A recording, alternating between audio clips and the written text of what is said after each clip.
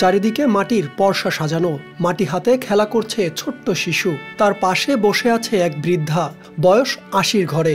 দেখে মনে হতে পারে তিনিও শিশুটির মতো খেলা করছেন, কিন্তু না, তিনি শৈল্পিক হাতে তৈরি করছেন মাটির পণ্য। তবে এক সময় এই শিশুটির মতোই খেলার ছলে কাজ শিখেছিলেন বৃদ্ধা বেরজবালা। তারপর থেকে প্রায় ৮০টি বসন্ত পার করেছেন এই কাজ করেই। তবুও নেই ক্লান্তি, মাটির প্রতি তার গভীর ভালোবাসা।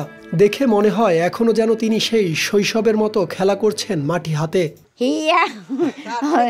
আমার বাবা মায়া করছে দেখতে দেখতে ওই এই নাতি এখন ওই খাবি তেতে লাগবে, এইরকম শিখতে শিখতে এইরকম হয়।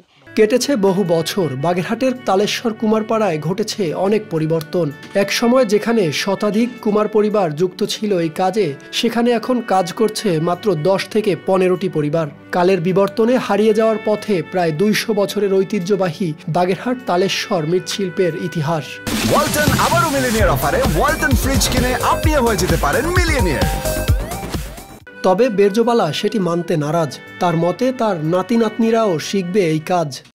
আবার ছেলে বউ মেয়েরা করবে সব, এইরকম করতে করতে যাবে। আমার বাপ মাই করছে, সেরা মারা গেছে, আবার আমরা করছি, আবার আমার ছেলে পেলে করবে, এইরকম ভাবেই চলিয়ে যেতে লাগবে। তবে বাস্তবতা ভিন্ন। কমেছে মাটির পণ্যের চাহিদা, নেই আগের মতো প্রচার প্রচারণাও, কাজ না থাকায় আয়ও সীমিত। এই কাজ করে যা আয় হয় তা দিয়ে সংসার চালানো বেশ কষ্টসাধ্য। এই কাজের সাথে যারা যুক্ত রয়েছেন তাদের সংসার চলে টানাপোড়েনে। তাই তো অনেকেই এই কাজ বাদ দিয়ে খুঁজে নিয়েছেন জীবিকার অন্য ব্যবস্থা। তখন আমাকে এখানে ২৮টাই ছিল টালির কারখানা। ২৮টাই অন্তত একটা কারখানায় ১০ জন ১৫ জন ২০ জন মানুষ খাচ্ছে। তাইলে এই কত গুণ করলে কত হয়? অনেক মানুষ খাচ্ছে। এটা জমজমাট ছিল।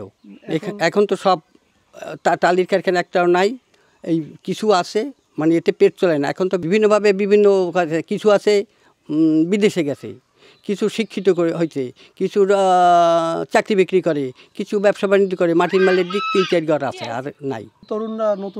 তরুণরা আর হবে না, এরা আসতেছে না, এতে তো পেট চলে না। আর পরবর্তীতে একজন হইতে মনে হয় যে কাজ থাকবে না, হয়ে যাবে, লিপ্ত হয়ে যাবে।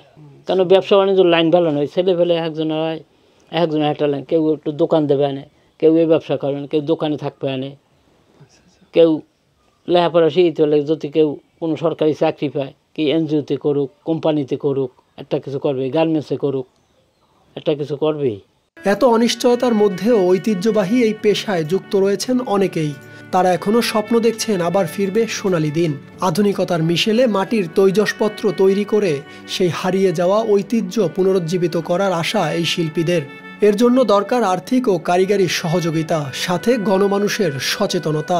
বর্জন করতে হবে ক্ষতিকর প্লাস্টিক পণ্য, তাহলেই বাড়বে মৃৎশিল্পের চাহিদা, বাঁচবে হাজার বছরের ঐতিহ্য বহন করা এই শিল্প।